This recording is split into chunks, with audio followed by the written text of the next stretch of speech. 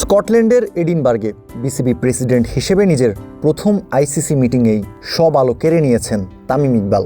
মিটিংয়ে বাংলাদেশ ক্রিকেট নিয়ে তামিমের প্রেজেন্টেশন, তার চিন্তাভাবনা আর ভবিষ্যৎ পরিকল্পনায় মুগ্ধ হয়েছেন ইংল্যান্ড, অস্ট্রেলিয়া, নিউজিল্যান্ডের ক্রিকেট কর্তা ব্যক্তিরা।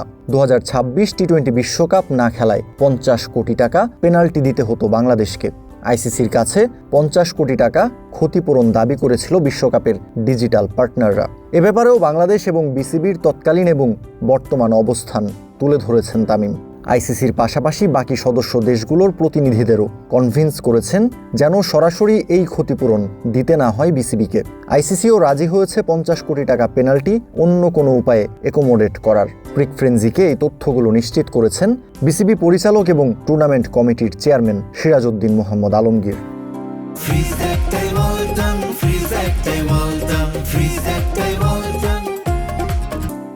না, প্রথম তো ইন্ট্রোডাকশন মিটিং, এটা বেসিক্যালি এটা তো তার জন্য ইন্ট্রোডাকশন মিটিং এ বলা যায়। প্লাস হচ্ছে এখানে ওই বলছিলাম না আমি একটা ইস্যু আছে, যেটা তো আমাকে তো আবু সাদাত নামের এক সাংবাদিক আমার তো গুজব প্রচারকারী বানায় দিতে।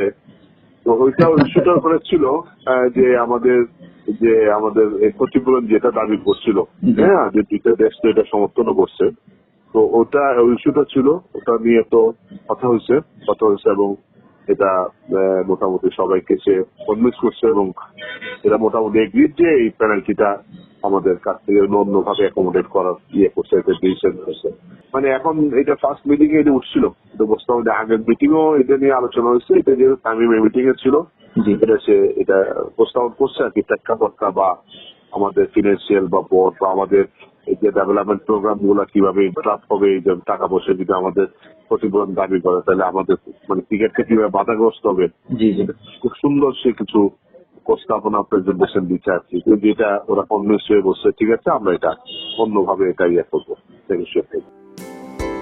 সিরাজউদ্দিন মোহাম্মদ আলমগীর জানিয়েছেন, স্পষ্টভাষী তামিম প্রথম আইসিসি মিটিংয়েই নিজের ক্রিকেটীয় দর্শন দিয়ে মন জিতে নিয়েছেন অস্ট্রেলিয়া, ইংল্যান্ড, নিউজিল্যান্ড সহ আইসিসির বাকি সদস্য দেশগুলোর। জানিয়েছেন তামিম ইকবালের উপস্থাপনা সবাই এপ্রিসিয়েট করেছেন।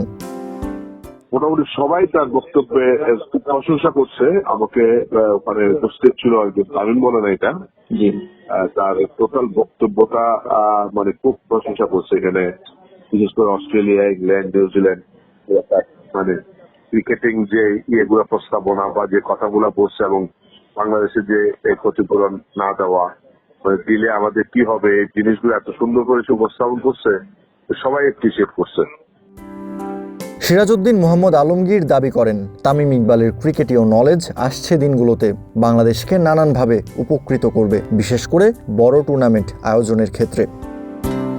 অবশ্যই এটা আমার জন্য পজিটিভ এবং আপনি এটারই তো ধারাবাহিকতায় আমাদের এশিয়া কাপটা আমাদের এখানে হওয়ার প্রস্তাবনার কথা উঠে আসছে। প্লাস ভালো কিছু হবে।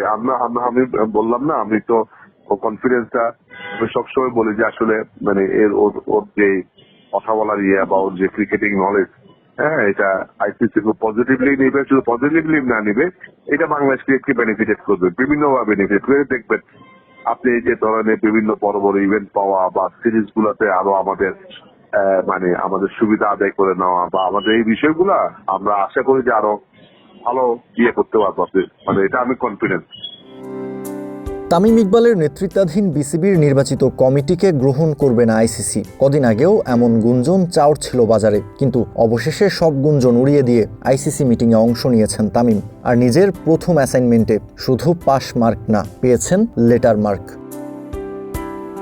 কাউসার শান্ত, ক্রিক ফ্রেন্সি।